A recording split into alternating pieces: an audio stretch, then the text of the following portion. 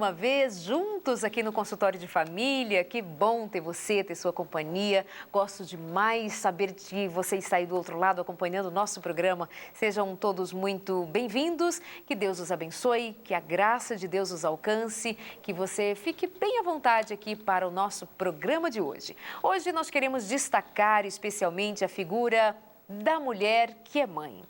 Nós queremos destacar a figura da mulher que tenha se doado enquanto corpo para girar, ou alguém ou uma mulher que tenha se doado enquanto coração para receber e dar afeto a alguém que ela não gerou dentro de si, mas que a amou da mesma forma. Nós queremos, então, homenagear a algumas mães, ou melhor, a todas as mães que estejam nos acompanhando, a partir de alguns modelos de mãe. Que você, mulher, sinta-se acolhida aqui no nosso programa de hoje, que você tenha o reconhecimento de ser uma mãe, de ser uma esposa, de ser uma mulher que é para a honra e para a glória de Deus. Bem-vindos ao programa de hoje. E vou pedir licença para dizer bem-vindas ao programa de hoje. E para falar sobre mãe, maternidade, história, vida, tenho pessoas aqui que compartilham com a gente de experiências pessoais e vão nos ajudar nesse sentido. A primeira delas, Oséias Reis, meu amigo, querido, bem-vindo. Obrigado, Darleide. Obrigado pelo convite mais uma vez aqui no teu programa. E ainda a presença da doutora Raquel, bem-vinda. Muito obrigada. Uma alegria estar com você e com Oséias hoje aqui. Doutora Raquel, que é mãe também, é advogada, sim, é mãe, é esposa, tem duas filhas? Duas filhas lindas, para quem eu mando um abraço e um carinho também. E então vamos conversando sobre ser mãe, mas o que você me diz sobre ser mãe? É um presente de Deus, em primeiro lugar. E eu compreendi isso claramente quando eu tomei nos braços a minha primeira filha. Foi um momento de intensa emoção. E para mim um aprendizado muito grande, Darleide. Eu reconheço que o meu processo de início de paciência foi quando Ivelise nasceu. Eu entendi que o tempo não se contava mais pelo relógio. E que eu deveria aprender a lição da paciência. Eu sou grata a Deus por isso. E aí vem a sua segunda filha. Aí chega a Annelise, exatamente 2 anos depois. E foi novamente um presente de Deus. Hoje 2 moças, quando eu olho, eu digo, Senhor, obrigada, obrigada, obrigada. Pelo que Ele me ensinou através da maternidade. Eu muito aprendi. Essa é uma escola que você entra e não sai mais. E não fica diplomada também. E tem um mistério que acontece. Você ama cada vez mais. Mas esse amor, para mim, no meu entendimento e na minha experiência, ele se dá de forma inversa do que se pensa. É um amor que, no começo, ele se dá através da proteção e até da possessividade. Inicialmente, você pensa, é minha filha. Mas depois, eu fui descobrindo que nenhuma das duas me pertenciam. Elas são filhas de Deus e que Ele me confiou essa obra especial. Então, esse amor, ele permite que o outro cresça, aconteça, se projete, e apareça, se torne importante. E depois vem a etapa de ser mãe da Ivelise, mãe da Annelise. É muito bom isso. Esse é um processo. Muito bom. E eu tenho aqui com a gente, nós temos a presença do Oséias, porque você, Oséias, tem uma história com mães. É verdade. Você teve 2 mães. Não. Você teve, eu tive 3 mães. 3 mães. 3. Então, você tem muitas mães na vida. Eu não posso esquecer, porque senão vai ficar injusto, eu né? sei. São 3. Verdade. Me fala um pouquinho de você e sua relação com suas mães. Na verdade, Darleide, eu passei alguns anos brigando com Deus, perguntando por que eu não tive a minha. Não a tenho por toda a vida. Brigando mesmo, e depois eu falei assim, ainda bem que Deus tirou a minha mãe cedo, para que eu não sofresse como os amigos que perdem a mãe agora, depois de grande. Você tinha que idade quando sua mãe morreu? 5 anos. Ok. Então, eu não sofri com a morte da minha mãe, eu sofri em viver sem mãe. É diferente você sofrer com a morte do que você viver sem. Okay. Então, eu não senti porque eu era muito pequeno. Então, assim, eu lembro da minha mãe em casa, de algumas coisas. Eu vejo fotos da minha mãe, mas não lembro do rosto dela, na imagem que eu a tenho. Se eu vejo a foto, eu sei que é ela, mas não se encaixa no corpo que eu vejo. E eu lembro dela morta no caixão, eu lembro do dia do velório da minha mãe, eu me lembro do dia que ela saiu para ir ao hospital para ter um outro bebê e voltar morta. Eu me lembro que quando ela saiu, desculpa... O bebê sobreviveu? Não. O bebê já estava morto, na verdade. Me lembro que quando ela saiu, ela prometeu que ia trazer uma blusa para mim. Isso eu me lembro. Eu me lembro também, uma blusa e uma meia, um par de meias. Me lembro também da saída do enterro dela. E me lembro de ficar em casa aguardando ela voltar depois que ela saiu. Isso eu me lembro. Não entendia, né? Não, me lembro que ela estava deitada, pediram para tomar a bênção dela, eu pus a mão, estava super, falei, nossa, está muito gelado. Isso eu me lembro. Mas, para mim, eu fui entender o que era o sofrimento, é de estar numa casa sem ter a mãe. Então, isso para mim foi mais dolorido, não de perder. Não sei se estou sendo claro. Está claríssimo. Você era uma criança, você não administrou a ideia da morte. Então, eu não sabia, eu não entendia isso. Então, era a minha primeiro contato com a perda de alguém foi nessa fase. E como foi quando você diz que o sofrimento foi em não tê-la, descreva um pouco melhor esse sofrimento. Na verdade, as pessoas é que te fazem perceber que você não tem as coisas. Quando você não conhece as coisas, você sobrevive tranquilamente sem elas. Não é verdade? Então, quando você vê alguém com alguma coisa, você percebe que você não tem aquilo. Aí você começa a sentir falta daquilo que você nunca viu. Eu gosto hoje de pensar como o céu. Eu choro de saudades do céu, de um lugar que eu não sei como é. Mas só que falam tão bem do céu e a gente pensa e imagina um lugar tão bom que eu tenho vontade de ir para lá. E com relação à perda da minha mãe, eu via os colegas na escola levando presentes para a mãe. Eu não tinha mãe em casa para levar o presente para mim. Então, eu comecei a sentir falta porque eu não tinha alguém. Eles confeccionavam os presentes, mas eu não tinha para quem levar. Então, isso ia demonstrando para mim que faltava alguma coisa. Eu via as crianças passeando com a mãe, eu via alguém chamando de mãe, e eu não tinha isso. Eu comecei a ver o que era a dor. Aí eu falei, você não sabe o que é chegar em casa, sua mãe te dá um abraço. Aí eu não sei mesmo. Eu pensei, como seria? Então, eu comecei a sentir essa falta de ter algo que eu não sabia o que era. Dá para descrever esse sentimento? Que sofrimento era esse interno, emocional? Você chorava, você ficava pensando à noite, você questionava a Deus, você disse que brigava com Deus? Sim, eu me lembro de algumas coisas da Lei de Fortes, assim, porque quando você... Eu vou colocar como coisas materiais, porque às vezes o sentimento você tem que materializar o sentimento. É como você querer ter uma roupa... Você querer tanto ter uma roupa e todo mundo está bem arrumado num lugar, só você está mal vestido. Esse é o sentimento. Deslocado. Então, eu me sentia vivendo num lugar deslocado, como você está mal vestido, alguém chega, nossa, coitadinho, ele não tem roupa. Coitadinho, ele não tem mãe. Ah, ele é assim mesmo, ele não tem mãe. Então, aquela expressão de filho sem mãe, para mim, dói muito. Porque é como se a pessoa não tivesse nenhuma estrutura. Então, não tivesse nada. Então, assim... esses meninos são assim mesmo, coitados. Eles foram criados sem mãe. É humilhante, né? Sim. Né, sim. Raquel? É assim, uma situação de despido sei lá, do orgulho ou da alegria de ter uma mãe. Isso tudo, enquanto você fala, eu estou vendo. E, na verdade, ele está dizendo assim, eu tenho mãe. Tenho. Até aos 5 anos, você viu, ouviu e sentiu. Tudo. E ficou tudo isso gravado em você. Tudo. O detalhe é que as pessoas ao redor, por vezes, deixam de usar a habilidade que têm para fazer crescer. Mas eu olho para você e eu lhe vejo vitorioso. Amém, obrigado. E você sabe de onde veio. Você tem origem, portanto, você tem identidade. Agora, quando ele vai buscar o sentimento, percebe que ele precisa comparar com algo? Porque o seu sentimento é muito bom. Primeiro, você consegue falar sobre isso. E você consegue olhar aquela criança. E você ampara aquela criança que tem 5 anos, porque, de verdade, agora você cresceu. E só ele pode amparar essa criança. Isso não é bom demais? É bom. Agora, é uma história. Ele teve a perda.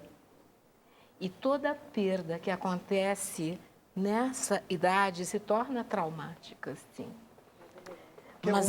Que uma das coisas mais importantes disso tudo é que eu resolvi lutar contra.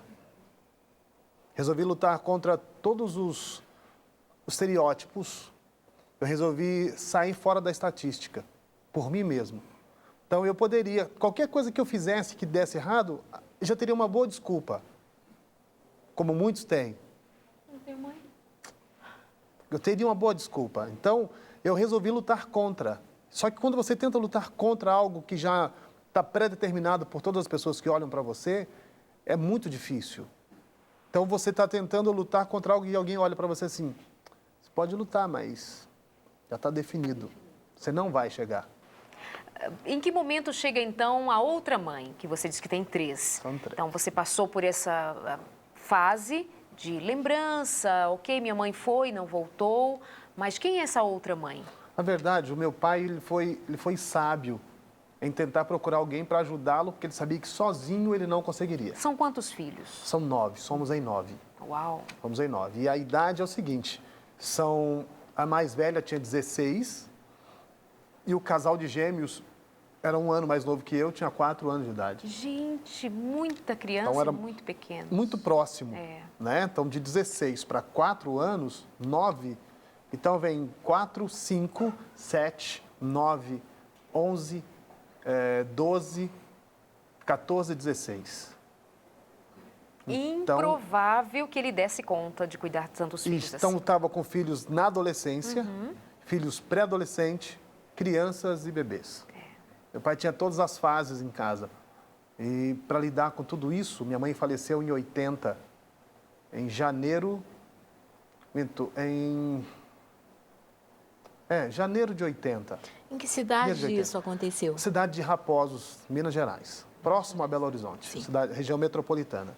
Então, minha mãe faleceu no mês de julho, e meu pai se casou em janeiro do ano seguinte. Então, em 6 meses, meu pai saiu à procura de alguém que tivesse coragem, na verdade, primeiro, de assumir uma casa já pronta. E eu leio um texto da Bíblia, sempre que eu falo sobre a minha tia e prego na igreja, conto a experiência dela, eu leio Lucas 9. Mas espera aí, a sua tia surgiu agora na história. Não, desculpa, Maria, desculpa. Fala da sua tia. Então, eu leio sobre Lucas 9. Quando eu falo dessa pessoa que entrou, eu chamo de tia, né? Meu pai casou 6 meses depois da morte da minha mãe, com a irmã da minha mãe, eu brinco até para economizar a sogra. Né? Aí a minha tia saiu de São Paulo com 30 e poucos anos, 33 anos de idade, solteira, para ir morar na casa do meu pai. E eu leio Lucas, né? E ele fala que temos que tomar a nossa cruz, né? Dia após dia, negar a si mesmo e seguir a Cristo. E eu começo a descrever qual era a cruz dela. Porque ela foi para uma casa que não era dela. Ela foi para um marido que não era dela. Ela foi para cuidar de filhos que não eram dela. Os móveis da casa ela não escolheu. Tudo que tem na casa, ela entrou e já estava tudo lá dentro. Então, ela entrou numa casa pronta para viver uma vida que não era dela. Posso fazer uma pergunta? Claro. Sim. Você perguntou alguma vez para essa mulher qual a razão que a levou a fazer isso? Perguntei. Ah, bom, então me conta. No final eu te conto. Olha, No final do qual a programa, razão? no final do programa eu te revelo. Ah, é? Ok, vamos segurar a audiência. Vamos segurar. Não é dar leite. Mas eu perguntei, porque todos nós ficamos intrigados em casa. Eu, na verdade, eu fui questionar isso depois de muito tempo. Porque qualquer um, a primeira coisa que vai pensar é, essa mulher já estava de olho no marido da irmã. Isso é natural. Vai pensar, não assim, nossa, como ela é bondosa, foi cuidar de 9. Mas tivemos problemas sérios com relação a isso. Os meus irmãos não aceitaram a chegada da minha tia. Porque é muito recente. Então, é um espaço. Então, ela chega num lugar e ela vai querer colocar o ritmo dela. Então, agora ela é esposa. Ela vai cuidar dos 9. E isso gerou um tumulto. Os mais velhos demoraram um tempo para aceitar, para digerir todo esse processo de fazer culto em casa todos os dias, de ler meditação em casa todos os dias, de ajustar quem cantava ou quem não cantava, preparar as pessoas, nos preparar para participar da igreja. Então, e ela chegou em casa e viu a situação do meu pai, e cuidando de 9, ela viu que ele sozinho, já aposentado, não conseguiria sustentar. Então, ela foi trabalhar para colocar dinheiro em casa para ajudar o meu pai a cuidar dos 9. E mesmo assim, ela ainda com rejeição, mesmo assim, ela com certo problema com a gente. Né? Normal, né? Sim. Normal esses meninos se colocarem e afrontarem a chegada daquela mulher. Alguns deles, como você tinha uma criança menor que você, 4 anos de idade, tinha a menor ideia. 16 anos, era mais velha, adolescente. No auge dos conflitos, agora não tenho mãe, chega minha tia, meu pai, não tem dinheiro, era uma família bem pobre, né? E assim... Normal que esses meninos se comportassem assim, Raquel? Eles não foram preparados para isso. Claro. Primeiro, nem para perda. E depois, não foram preparados para receber uma nova pessoa dentro da família. Sim, antes do meu pai se casar com ela... Estavam ali reagindo de maneira espontânea. Não, sentiu, é o reflexo, né? Perdendo espaço, será que alguém vai somar ou vai fazer perder? E, na verdade... E ninguém perguntou nada para eles, isso, né? meu pai tentou até mais 2 pessoas antes da minha tia. Uma, eu me lembro dessa mulher. Me lembro porque ela não era uma boa pessoa. Nós não gostávamos dela. Ela era... Meu pai, ele tinha uma maneira de corrigir, como das pessoas mais no tempo passado, ele corrigia com energia mesmo. E ela amava isso. E nós não gostávamos dela. E aí não deu certo. E aí entrou a minha tia, que nós chamamos carinhosamente de tia Paulina. Né? Eu falo isso, Darlene, é bom até esclarecer, que toda a minha família assiste a TV. Meus irmãos assistem, acompanham e estão assistindo o programa agora, que na verdade a gente não está expondo nenhum problema. Né? A gente está, na verdade, contando como alguém larga tudo e vem viver. E eles sabem disso porque... O cuidado que ela teve, e hoje é muito mais evidente, porque já são mais de 30 anos de casados. Eu tenho 38 anos, então eles já estão casados há 33 anos. E o que mais me marcou com tudo isso, meus irmãos sabem que é o amor dela por todos nós, meu pai, em 95, ficou paraplégico. E uma mulher que vai morar na casa com 9 filhos, aguenta tudo isso por anos, os filhos vão crescendo, vão casando, vai chegando os netos e vai chegando e tal, vai crescendo, sai de casa, outro chega de volta e vai indo, a transição, acabou na casa ficando quem? Ela e o meu pai. Em 95, meu pai fica paraplégico, da noite para o dia. Então ela teria mais uma outra opção, uma outra possibilidade de abandonar tudo e ir embora. Mas ela continuou com meu pai, continuou cuidando dele. Então, para nós, isso é uma como é que eu posso dizer, isso é uma demonstração do amor. Ela teve várias oportunidades para abandonar tudo, várias. De olhar para assim, e todo mundo fala assim, olha, você fez mais, olha, não sei como que você aguentou tanto tempo. E eu falo para ela assim, tia, quantas pessoas por tão pouco, por muito menos do que a senhora passou, menos, não estou falando todo, mas falando de frações de coisa, aconteceu isso hoje, por isso aqui já bastaria. A senhora aguentou tudo, aí chega agora, meu pai ficou doente e ela está com ele. Teve que dar banho, teve que trocar, teve que cuidar. Hoje ele se cuida sozinho, mas ela está ali com ele o tempo todo. Então isso, para mim, nada mais é Deus falando, justificando, olha, é ela. A esposa para o teu pai era sua tia, para esse momento. Uma das coisas para mim que são mais fortes ainda de tudo isso, Darleide, não é ela ter largado tudo e vindo morar com a gente. Não é ela ter passado maus bocados com a gente, até a gente assimilar e entender que ela era a pessoa certa para estar com meu pai. Também pela fase de adolescência e tal. Depois todos foram crescendo e respeitando ela pelo que ela faz. Agora, para mim o mais duro não é isso. Isso é uma questão que eu quero, quando Jesus voltar, eu quero estar perto para ver. Porque ela vai pegar, Darleide, os 9 e vai entregar para a irmã. Meu Deus. Isso, para mim, é o que mais me dói. Aí eu falo assim, eu vou ter que segurar na mão das duas, porque eu não vou poder abandonar. Porque dói.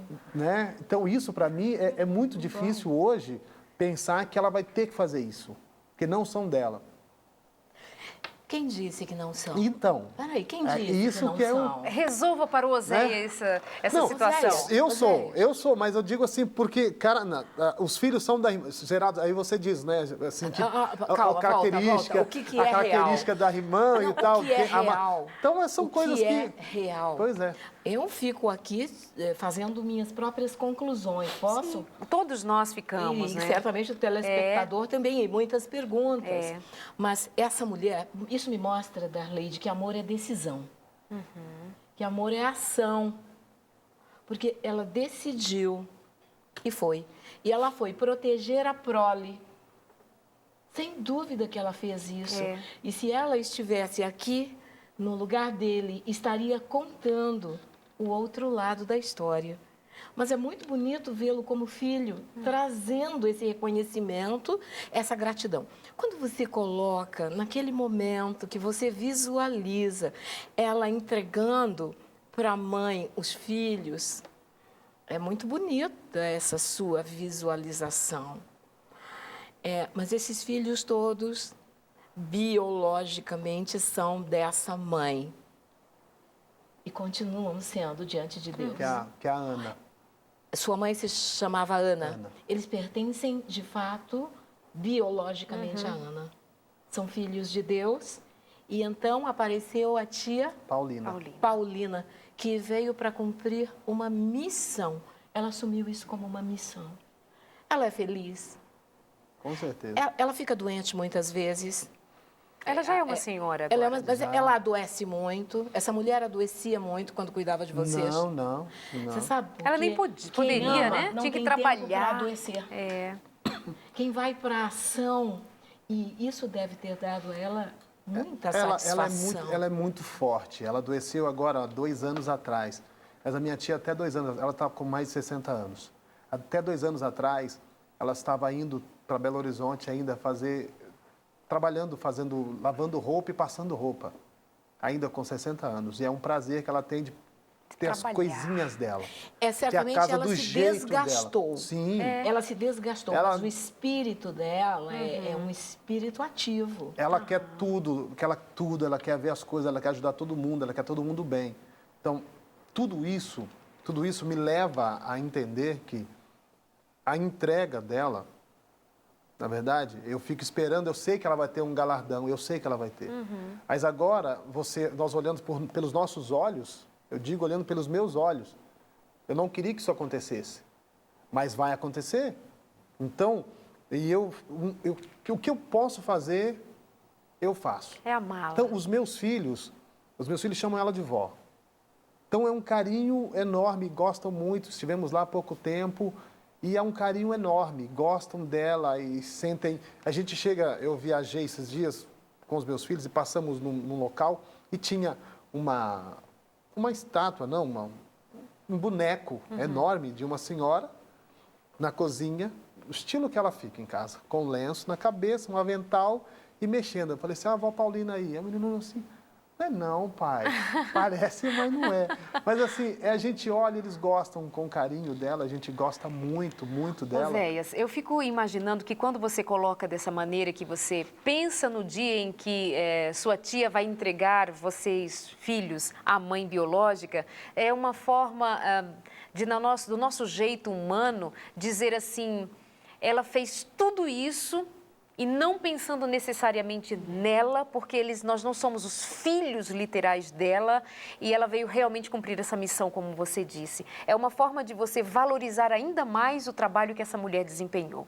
O que é a nossa conversa aqui hoje, nesse período, nesse mês das mães, Dia das Mães, sabe, que nos chama tanto a atenção, comércio, presente, brinquedos, mas também eu quero fazer-nos pensar, ou uma história como essa faz nos pensar sobre o sacrifício de ser mãe.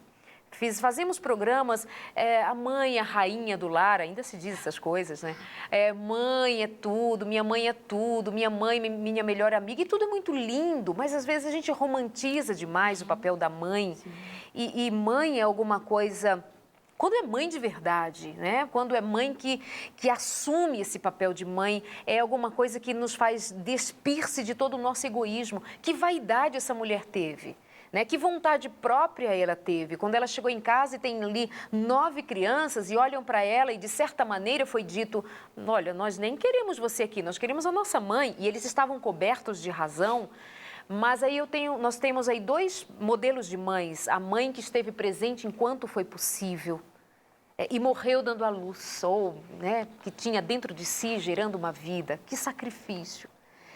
E aí uma outra mulher que assume o papel de mãe, se reveste de mãe e como uma leoa briga por estes filhos e até hoje está ali brigando por esses filhos. É assim, lindo demais pensar nisso. E eu quero fazer isso chegar até você, que talvez se identifica com a história do Oséias, que não teve uma mãe, que passou uma infância, uma adolescência e uma idade adulta toda procurando uma referência de mãe e não encontrou. Eu tenho um caso pessoal de que a minha mãe, quando tinha 7 anos de idade, ela foi deixada pelos seus pais enquanto se separaram e ela estava fora quando isso aconteceu. E quando ela volta para casa, a casa onde ela morava com seus pais e 2 irmãs, ela estava vazia. E ela disse que entrava em casa e dizia mamãe e voltava o eco daquela casa grande e não ouvia a resposta da mãe. Papai e não voltava papai. E ela procurava suas irmãs e ela chega num quarto, isso me impressionou muito na minha infância, ela descrevendo essa cena. Ela chega num quarto, no quarto dela, e havia uma mala com as suas roupas. E nada mais pela casa, somente as suas roupas dentro daquela mala.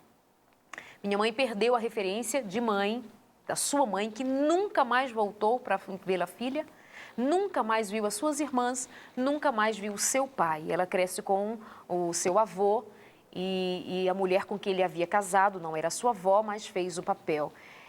Mas essa figura mãe que você disse que sentiu falta, ela também sente falta até hoje.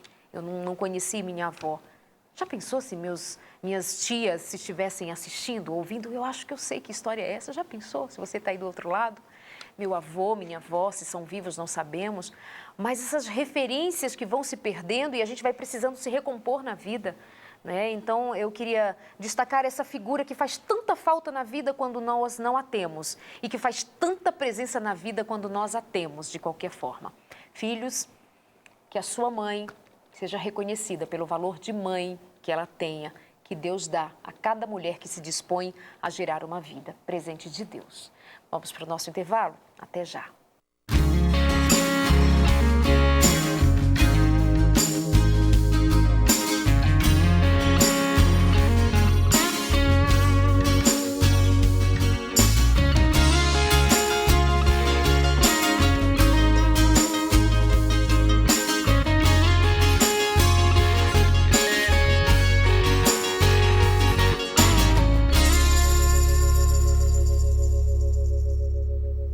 Estamos de volta no nosso programa todo especial. Sabe que os programas que mais repercutem na vida das pessoas são aqueles que nós conseguimos trazer aqui histórias reais contadas pelos próprios personagens. E um dos nossos personagens de hoje, porque eu sempre sou um personagem, os meus convidados sempre são, no sentido de dizer que nós também tiramos de nós as experiências relatadas aqui. É um personagem que eu digo que perpassa por todas as situações, quando chega uma história aqui de conflitos em casa, pais e filhos, marido e mulher, todos nós estamos ali dentro, não importa o melhor profissional, o doutor, o pós-doutor, todos nós temos os nossos conflitos diários, as nossas necessidades, as nossas carências, e isso nos põe num patamar onde todos nós somos iguais.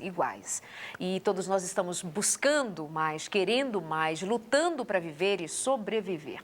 E o nosso tema de hoje, falando sobre mãe, sacrifício de ser mãe, mas a beleza de ser mãe e a necessidade de filhos e maridos e sociedade, todos nós reconhecermos o papel desta mulher, não somente enquanto uma figura romântica que tenha o seu papel de mãe, apenas visto de um lado bonito que ele tem, e é próprio lhe dizer, mas também valorizar porque ele, de tão bonito que é porque ele é construído em cima de muito sacrifício, de muito deixar de si mesmo, despir-se de si mesmo. E um dos personagens de hoje, ou o personagem central, é o Oséias Reis, cantor, compositor, o nosso colega de trabalho aqui, pai, marido da Vanessa, canta lindamente, tem 2 filhos, o Lucas e a Cindy, casal de filhos lindos, todos cantam. E o CD Perto de Deus? Tá aí, Darleide. Perto de Deus. Viajado bastante, quando a gente pode, né? Nas folgas com arautos aí. Temos levado, né? Tentado deixar as pessoas mais perto de Deus também, né? Graças a Deus. A gente canta e fala. Então, e tem conseguido, viu, Zé? São músicas lindas. Se você não conhece ainda o CD do Arautos do Rei, está perdendo tempo. Mas se não conhece do Arauto, Oséias, cantando solo, ou dueto com a Vanessa, ou com a Cindy, tá lindo, lindo demais.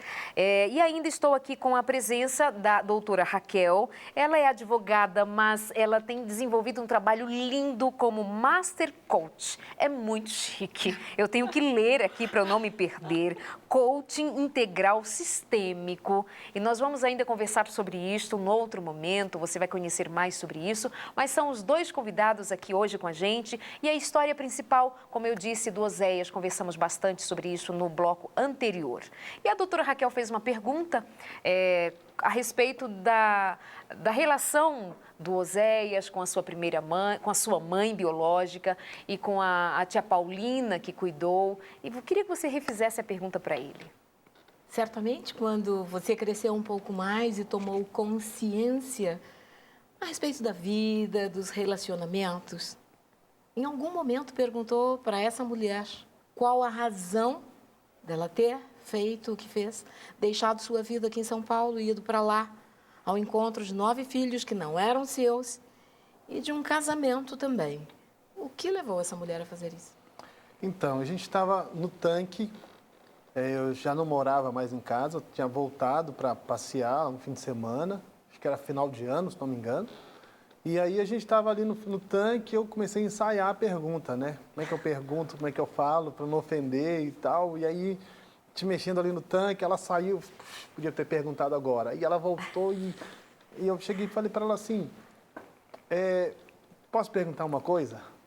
Ela, pode.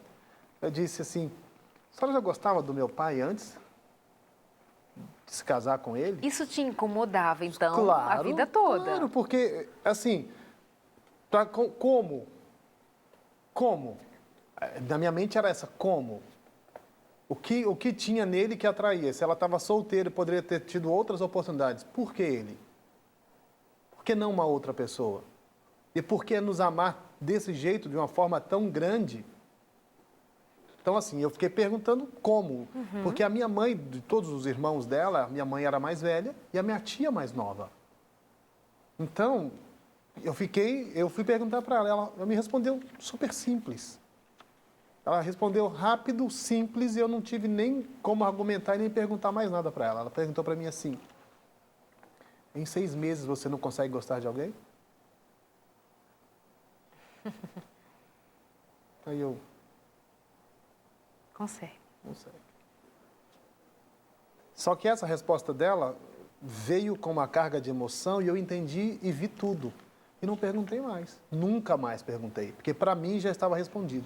Porque ela gostava do meu pai. Ela gostava tanto dele, que passou a gostar tanto dele, que começou a enxergar o seguinte, como eu vou deixar os filhos da minha irmã serem cuidados por uma outra pessoa que talvez nem goste dele ou que goste dele, mas não vai gostar. Então, ela já gostava de nós, por sermos sobrinhos. Agora, em 6 meses, ela teve que aprender a gostar do meu pai. Então, essas situações nos fazem ver e entender algumas coisas. Então, isso é uma das coisas. Outra coisa, Darleide, da minha tia, que é importante, que eu até te contei um dia aqui no Novo Tempo, que me fez mudar de novo com relação a ela me ensinou de novo, ela sempre me ensinou muitas coisas, mas ela veio em casa passar um fim de semana e ela sempre mora na mesma casinha e a casa estava com os problemas de estrutura, a casa vai passando o tempo, vai estragando uma coisa aqui, estraga outra ali. E ela veio na minha casa. E chegou em casa, estava tudo ajeitadinho, as coisas no lugar e tal, que a Vanessa também, o esquema da minha tia, cheio das coisinhas, casa toda arrumadinha. E ela veio passar 2 dias em casa. E passou bem. Na hora de ir embora, eu tinha que levá-la na casa da irmã dela, que mora em São Paulo, na Zona Sul. e eu coloquei no carro e antes de colocar no carro, fiz uma sobremesa gostosa para ela. Eu disse, vou dar para a senhora o que eu mais gosto, a sobremesa que eu mais gosto atualmente, que é o creme de cupuaçu. Eu vou fazer para a senhora. E ela foi tomar, né? E ela provou e falou assim, é gostoso. Aí tomou uma colher, na segunda ela começou a passar mal. E aí eu fiquei preocupado, ela não disse mais nada e tal, aí não comeu e fomos embora. Deu hora de levá-la embora. Estávamos no carro. E uma coisa que eu tenho certeza da minha tia é que ela chora. Se eu chego na casa dela para visitar, ela chora. Se eu vou embora, ela chora. Se eu ligo para ela para conversar no telefone, Ela qualquer chora. coisa, ela chora. E aquele dia estava em casa, eu tinha certeza que na hora de ir embora, ela ia chorar. Só que ela segurou as pontas e tal e não chorou. Aí entramos no carro, pegamos a estrada já vindo para o Novo Tempo, pegar a rodovia aqui. Ela virou para o lado de fora, o rosto para o vidro, e começou a chorar escondido de mim para eu não ver. E o meu filho atrás viu. E criança já fala na hora, né? Vó, não chora não. E aí, quanto mais ele falava, não chora não. E quando você pede alguém para não chorar, Ela chora. chora. E ela chorando, ela falou assim, não estou chorando não, filho. Tá sim, vó, eu estou vendo. E ela chorando. Não chora não. E ela chorando. E aí eu me incomodei, falei assim, tia, aconteceu alguma coisa? A gente fez alguma coisa de errado? Nós falamos alguma coisa? Ela se sentiu mal? O que aconteceu? Ela disse assim, não, eu estou bem. Eu falei, por que a senhora está chorando? Ela falou assim, estou chorando de remorso. Uau, como assim? Aí piorou, né? Aí eu parei no carro e falei assim, mas remorso do quê? Ela assim, o que eu vejo hoje, o que você faz, onde você está, e todo o sofrimento que você teve para chegar, para fazer o que você faz, e eu poderia ter feito mais por você. Aí pronto, aí acabou comigo. Aí chorava ela, chorava aí você? Eu já chorava e a minha filha não entendia, e depois entendeu a história, começou a chorar, o meu menino, só ele ali olhando, pedindo para os três não chorarem, né? Mas esse dia para mim, esse texto de Lucas, como eu disse, veio como alguém se entrega, como alguém se doa, aí no final vira para mim e fala assim, eu estou chorando porque eu poderia ter feito mais por você. Você não deveria ter sofrido tanto que você sofreu para chegar onde chegou. Então eu me sinto culpada porque eu não consegui fazer mais. O que será que ela acha que poderia ter feito, né? Não sei. Eu acho que ela fez até mais, né? E só que chegou uma hora eu senti que eu tinha que sair. E você já disse isso para ela de maneira clara? Você já olhou nos olhos dela por um tempo e falou que a ama? Já, e faço isso sempre. Faz isso sempre? Por isso que ela chora? E disse claramente que ela fez? Faço. O que podia Tudo. ter Nós temos muito claro, é porque ela olha hoje as coisas acontecendo numa proporção tão grande. Na verdade, ela acha que ela não tem o direito das pessoas chegarem e darem os parabéns a ela pelo que ela fez por mim. Então, ela não se acha digna de ser valorizada por tudo isso. Então, ela acha que já foi. Então, o que fizeram não vale a pena esperar, já estava demais. Só que as pessoas não esquecem. Então, todo lugar que eu vou, me pergunto, como é que seu pai está? Cadê sua tia? E ela vai em algum lugar, eu te vi no Novo Tempo. Você é a mãe de não sei o quê. Então, ela se sente, assim, não merecedora de tudo isso. Darleide, sim. Segura um pouco. Congela aqui. Você sabe que esse sentimento é também o sentimento de muitas mães biológicas? É verdade. Muitas mães que depois veem seus filhos crescidos e bem-sucedidos e elas se auto-excluem desse processo de vitória, dizendo que não fizeram o que podiam. Mas aí há um momento para reflexão, tanto do comportamento do filho ou dos filhos em relação a essa mãe e da mãe também. É desenvolver a gratidão e reconhecer a capacidade que ela teve, porque certamente teve. Sim. E toda mãe, biológica ou não, que assume esse papel de mãe, ela faz muito. É importante reconhecer que o que fez foi bom. Pouco. Tem que celebrar, comemorar, agradecer. E isso é uma fala que nossa para as mães, né? Para as mães, é um toque só. que as mães saibam agradecer a Deus pela maternidade, que é um presente de Deus. Mas Raquel, Darleide, Oséias, eu errei enquanto mãe, eu bati demais, eu fui ausente demais. Mas o que você fez de bom? E hoje... Onde foi que você acertou? Por que a gente tem o costume de olhar para o erro, ou para o desacerto, ou para a falta que cometeu? Tia Paulina, você sabe que o que você fez, o que estávamos dizendo aqui, o que a tia Paulina fez, quantas mães biológicas não fizeram? Se eu queria E ela, assim, você é uma vitoriosa porque os seus filhos venceram. Não é somente o Oséias, os demais que casaram, que têm filhos, todos têm suas lutas. O Oséias também tem as lutas deles. Mas todos eles... Peraí, tu já vai se declarar para ela. Não é para ela não, porque ela está nervosa. Porque daqui a pouco você acabou, aí eles vão bater em mim. Eu tenho 9 irmãos, Darlene. 9. Tenho 9. É uma lista, né? Arlinda, o Zezinho, Israel, o Narcisa, o Elias, a Arlene, sou eu. Depois eu e o Marcos e a Miriam, casal de gêmeos. Sobrinhos são um monte. Se falar de sobrinhos, vão ficar o tempo todo aqui. Mas tem uma pessoa especial também que teve nesse meio tempo ajudando a minha tia, ajudando a gente, que é uma tia que mora aqui em São Paulo, no Capão Redondo, a tia Maria. A tia Maria, ela gosta da gente, ela está sempre junto, então está sempre preocupada, assiste a Novo Tempo de um jeito. Ela fala assim, quando você aparecer na Novo Tempo e não falar de mim, tia Maria, então, dando abraço. Ela é tia 2 vezes, né? Irmã da minha mãe, mãe da madrasta, então 2 vezes tia, né?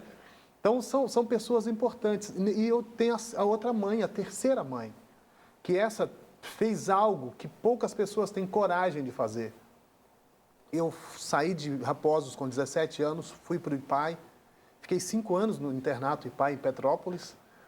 Saí de Petrópolis, eu não queria voltar para casa, eu queria prosseguir, eu tinha um alvo. Se eu voltasse, eu ia perder todo o trajeto. E eu cheguei numa cidade, em Poços de Caldas, para passar um fim de semana, e foi o fim de semana mais prolongado da minha vida, porque eu passei 10 anos lá. Então, prolongou tudo. Eu morava com alguns parentes lá, a filha da tia Maria morava nessa cidade, a Lúcia e o Elivaldo, e eles ficaram lá. Enquanto eles ficaram lá, eu morei com eles de março a dezembro. Eles foram transferidos para Uberlândia e eu permaneci na cidade, mas já pensando em ir embora, porque eu não tinha onde ficar. E uma família da igreja falou assim, não, você não vai embora, você é muito útil na igreja. Eu cuidava do coral adulto, cuidava do grupo vocal, cuidava do grupo infantil, tinha um quarteto masculino na igreja, ajudava a igreja, e ele falou, você foi embora, vai ficar um buraco aqui. Vai lá em casa dar uma olhada. Aí eu enrolei, não vou, vai lá em casa, não vou. E um dia me pegaram e me levaram lá. Aí quando eu cheguei nessa casa, ela tinha 2 filhos, ainda tem, né? O Diego e o Bruno. O Diego com 7 anos de idade e o Bruno com 3 anos de idade. E você? E eu tinha 21 anos. 21 anos. Ela pegou os 2 meninos, colocou os 2 num quarto só e me deu um quarto para eu ficar. E disse, a casa é sua, o que a gente comeu você come, o que a gente bebeu você bebe, você mora com a gente. E aí eu entrei para morar com eles na casa. Fui adotado nessa casa com 21 anos. E aí minha vida deu uma outra guinada. Quando você está na casa de alguém que nos quer bem, que quer o seu bem, sem interesse algum, eu não era ninguém sabia quem eu era, ninguém imaginava, vou ajudar ele hoje, porque daqui a tantos anos ele vai estar cantando no Arauto do Rei, ou daqui a alguns anos ele vai falar no Novo Tempo. Então ninguém sabia, nem sabia quem eu era. Minha família ia muito pouco lá. E eu tinha total abertura para levar quem eu quisesse em casa. Então meus irmãos queriam, eu quero passar o fim de semana em Poços de Caldas, que é uma cidade maravilhosa. Então, aí eu vou para Poços, eles iam para casa e ficavam nessa casa comigo. Então você foi adotado. Por isso que adotado. você não pode tirar dela o papel de mãe que desempenhou. E como é que se adota um marmanjo aos 21 anos de idade, tendo crianças pequenas em casa? Isso realmente é amor. É amor. É amor. E os meus filhos sabem quantas avós eles têm. Perguntar para eles, eles sabem quem são as avós dele. Quem é a avó? A avó Ana faleceu, tem a avó Paulina e tem a avó Ida. Que lindo. Então, eles sabem quem são, quem faz parte disso. Então, nós saímos de férias, a família da minha esposa mora próxima a Poços de Caldas, então eu tenho que me dividir. Eu tenho que levar os meus filhos na casa dela, eu tenho que passar tempo com eles lá, tenho que passar tempos na casa da família da minha esposa. Então, tudo isso já está certo. Então, não tem, já está indo para onde? Fala assim, vou para a casa da Ida. Então, já sabe onde eu estou, é a minha casa, eu tenho chave da casa, eu entro a hora que eu quiser na casa, tenho chave. Então, assim, eu estou em casa, os meninos me respeitam e gostam, me amam como irmão. Também então, há de se dizer que você soube aproveitar as oportunidades, né? Você soube aproveitar, apesar, quem conhece a sua história, que está registrado no DVD do Arautos do Rei, vale a pena esperar. Conhece um pouco de que, assim, o Oséias é um vencedor também, é um guerreiro e é um vencedor. E é um vencedor não porque seja um cantor no Arautos do Rei, é porque Deus entregou para ele o ministério, ele é um servo de Deus. E ele poderia estar fazendo uma outra, poderia ser um caixa no supermercado, mas aquilo ser um ministério dado de Deus para ele estar ali servindo daquela maneira. Mas é de se considerar que você aproveitou. As dificuldades foram presentes, as limitações, uma família pobre, você, um menino que não teve a condução de pai e mãe, como normalmente nós colocamos que são os pais, que direcionam seus filhos, a vida foi te conduzindo e Deus colocando pessoas no teu caminho para te construir. Essa é a palavra.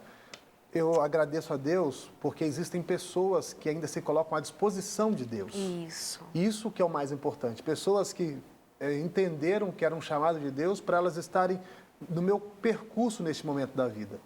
E eu tento, Darleide, nunca excluir essas pessoas. Alguns amigos brincam assim, Oséias, mas você tem muito conhecido. Eu falo, rapaz, eu devo para muita gente. Porque eu passei por muitos lugares e cada lugar que eu passei, alguém abriu a porta para mim. Agora, como eu vou virar as costas e fazer de conta que eu não conheço? É impossível. Então, são pessoas, são casos, são casas. Já estive em muitas casas, já estive em muitos lares.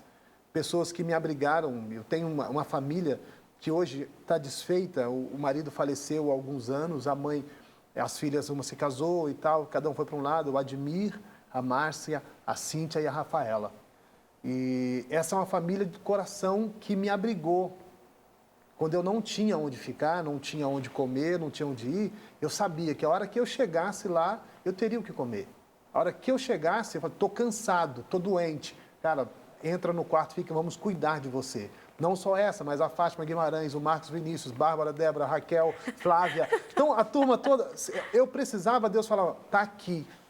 Você tem este lugar para ir. Senhor, eu preciso de ajuda. Você tem este lugar para ir. Senhor, eu não tenho. Você tem este lugar. Então, essas pessoas fizeram parte da minha vida num processo que hoje eu vejo, Senhor, obrigado. Porque pessoas ainda sensíveis ao teu toque entenderam que foram importantes no trajeto de uma pessoa.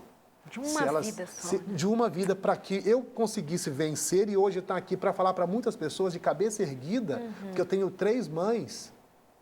Tenho 3 mães e passei por vários lugares, várias situações com a cabeça erguida, sem vergonha de voltar. Não tenho vergonha, Darley, de voltar em nenhum dos lugares por onde eu passei. Amém. Não tenho vergonha de voltar na minha cidade e andar na rua que eu andei, que eu fui criado. É o mesmo lugar, é a mesma coisa, da mesma situação. A mesma rua, na rua São Paulo, 117. Morava ali. Então, tá lá a casa. Do mesmo jeito, a rua está da mesma forma. Ou seja, você está falando de um caminho digno por onde você passou. Eu consigo voltar tranquilo. E esse ano, eu não vou falar muito mais, fechei. Esse ano... Fique à vontade. Esse ano, eu fiz uma coisa que eu queria ter feito há muito tempo, que era pregar na minha igreja. Isso é um outro assunto, são outros traumas que eu tive que resolver. Eu fui pregar na minha igreja. A minha igreja, a igreja enquanto criança Raposo, que você frequentava. A igreja que eu fui criado, que eu frequentei. Tá. Eu tive vários problemas, várias dificuldades na minha igreja, de não poder fazer na minha igreja tudo aquilo que eu faço hoje. Aí o dia que veio assim, agora você é o Oséias, você foi chamado chegou na sua mão, o pensamento é, vocês vão ter que me engolir. Aí Deus fala assim, ninguém te engole, eu que conduzo. E eu te perdoo. Então, se eu te perdoo, você tem que perdoar todo mundo. É um processo.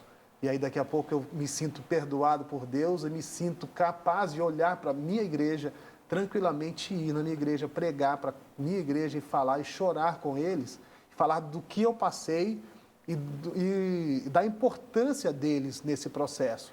De aprender a cantar, de aprender a falar, de aprender a gostar de coisas simples e humildes, como eu aprendi lá. Ou seja, o que ele está dizendo, o que você está dizendo, né, Raquel? É assim, até o que foi difícil, como parece que a relação dele com algumas pessoas daquela comunidade religiosa, até o que foi tão difícil nesse aspecto também, além da falta da mãe, além da família, da tia que chega, de 8 irmãos, tudo ajudou para construir, tudo nos constrói, não é, amiga? Eu vejo ali, ele tem uma fala importante, quando ele começou o ministério, ele precisou voltar lá, porque ele experimentou o perdão e o amor de Deus. E ele precisava perdoar. E também, certamente, ser perdoado. E ele permitiu que esse processo acontecesse. A partir daí, ele pôde realizar esse ministério livre. De horizontes amplos, maravilhoso e abençoado por Deus. Amém. É isso que eu me identifico, que eu leio nesse momento, na fala que ele diz, nessa história maravilhosa. As pessoas me olham e, às vezes, eu me fico preocupado. Me olham e eu falo assim, não sou exemplo. Eu só te digo o seguinte, não desista. É simplesmente isso. Porque quando a gente desiste, você está dizendo o seguinte, olha, tudo que vocês fizeram para mim foi em vão. Oséias, você tinha e tem muitos elementos para serem somados na tua trajetória que dariam como resultado um homem, sim, frustrado, um homem que teria motivos para dizer assim, olha, sabe por que eu sou um péssimo marido? Porque eu não tive isso, aquilo mais. Sabe por que eu sou... a culpa é eu não tive mãe, eu não tive alguém que me ajudasse. Você tem vários elementos, você poderia dizer assim, minha tia que me criou, como se isso fosse uma coisa menor. Você poderia dizer tantas coisas, mas você relata, assim, suas dificuldades e você diz assim, olha, mas eu volto por todos os lugares por onde eu passei até hoje, não me envergonho disso. Fica aqui, então, uma história, ou mais uma vez, a possibilidade de nós pensarmos que, ok, a vida constrói e eu sou um produto dela, mas eu não sou um produto acabado nela, eu sou um produto em construção a partir dela.